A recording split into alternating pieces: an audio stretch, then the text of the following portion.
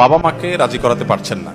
বাবা মাকে রাজি করানোর জন্য আমি আপনাকে একটা বুদ্ধি দেই, খুব সহজ। সেটা হলো, আমি সহ আরো বিভিন্ন আলেমদের যথাসময়ে সন্তান উপযুক্ত হওয়ার সাথে সাথে তাকে বিবাহ দেওয়ার যে ফজিলত, মর্যাদা, গুরুত্ব, এই সংক্রান্ত যে সমস্ত বক্তব্য আমাদের আছে, এই বক্তব্যগুলো ইউটিউবে ছেড়ে ওয়াশরুমে চলে যাবেন, টয়লেটে চলে যাবেন। এবং এই বুদ্ধিটা এক তরুণ নিজে আমাকে দিয়েছেন। আমাকে এক তরুণ বললেন যে, ভাই, আব্বু আম্মুকে বহুভাবে ইশারা ইঙ্গিতে বলি, কোনোভাবে তারা কান দেয় না, কথা শোনে না, পাত্তা দেয় না, আর ডাইরেক্ট বলতেও পারি না।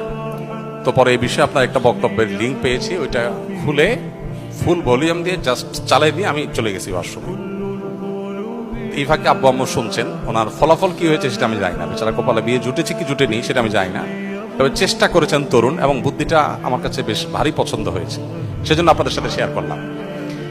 আর এর বাইরে ওই যে বললাম যে এক রেস্টুরেন্টে এক যুবক তার বাবাকে হাত ধরে আমার কাছে নিয়ে আসছে। এতটা ফ্রি যদি হন আর কোনো জায়গায় নিয়ে আসতে পারেন আমার অফিসে আফতাবনগরে, ইনশাল্লাহ আমি সময় দেবো, বলা চাই ইনশাল্লাহ।